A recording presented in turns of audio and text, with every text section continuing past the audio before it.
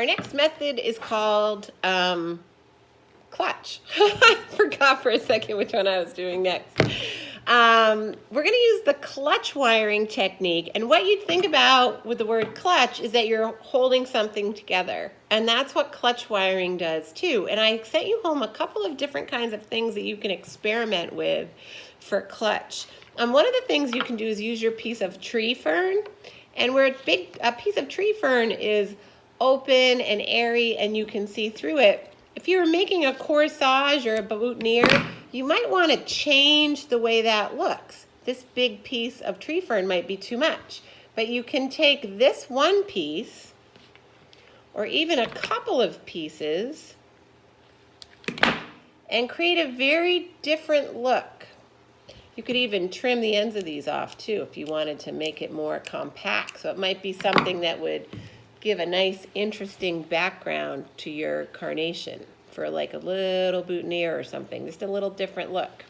So the way you do that is you take a pretty thin piece of wire. So I would use probably your thinnest wire that you have, 28. I'm actually trying to get it off the table here, it's so thin. And you take the wire and you fold it so you have a 90-degree angle.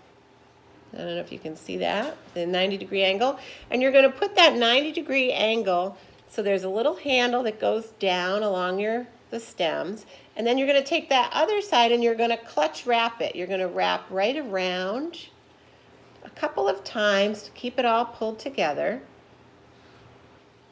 Then I'm going to take these stems and I'm going to cut them short underneath where I just wrapped the wire around, because you always want to get rid of that natural stem because it is going to poke through the tape and it's not going to bend and be flexible like the wire does. That's why we put the wire there, so you've got all that nice flexibility. Now I'm going to tape my mechanics just like I would do with any other one. Go right over that little bit of leftover stem. Tape it all the way down. And now I've got this nice little piece of clutch wired foliage that is quite different than it started out to be. Hopefully you can see that really well. Still trying to figure out the best way to do the lighting in here so that you guys can see. I mean, probably need to get away from the window a little bit more. You might be able to see a little bit better, a little better away from the window. So you can see how nice and full this has become. I've clutched it all together. And as I said, it could be a little side shoot here for one of your other flowers. You could trim it up even more if you wanted, make it even more condensed. Just have fun with it. This is your opportunity to play with things. It can look like this. So you can see how that lends itself to all different ways that you can use it. You can take a small piece of your baby's breath. That's another great flower plant material to use with the clutch wiring. I'm going to use this piece of wax flower because I don't have any baby's breath left, but I'm going to take that wax flower that's spread apart and I'm going to condense it. And now I'm going to clutch wire it. I'm going to take that 28 gauge wire again. I'm going to make my little 90-degree angle. And I'm going to wrap the other side all the way around a couple times.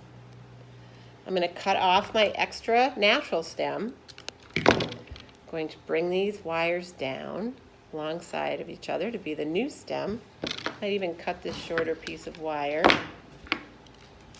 And now I'm going to take my floral tape and go over my mechanics. And I've clutch wired my wax flower. I think I'd like to take that long stem out, just make it more symmetrical. And I can even start to put these things together. This is actually all by itself the little piece of tree fern with the wax flower. I could tape these together and it looks small and simple, but wouldn't that make a really charming boutonniere for a wedding or for a prom? And think about the different colors that wax flowers come in. So you can start putting these things together for fun as we're making them. I put that in the instructions, that you can have fun starting to tape these things together. You could also clutch a little bit of limonium. Same deal. You can take your smaller pieces you're either clutching together the one piece, or you can take these smaller pieces and bring them together. Get them just the way you want them with your fingers. Clutch them together. That's why it's called clutch. Take your 28 gauge. And you guys may want to cut your pieces of wire in half for these so you can play around a little bit more. You don't need very much, as you can see. Just make that 90-degree angle with your wire. So you've got a little handle and you've got a longer piece, and this goes down on the stem and this wraps around. I'm going to cut off the natural stem.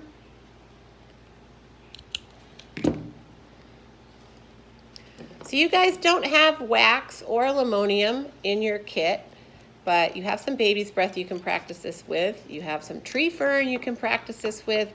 And you know what? You can look around and see what else you see out, start seeing out in nature. Start figuring out, okay, I want to wire that daffodil that's coming up in my yard. What would I use? What technique would I use for that? Could I take some little stems from the forsythia and some of the little blossoms for the forsythia? What could I use for that? So I can start putting these things together. I could put the little tufts of, make a whole bunch of little tufts with the tree fern. So now we've got clutch, hook and hairpin, and pierce.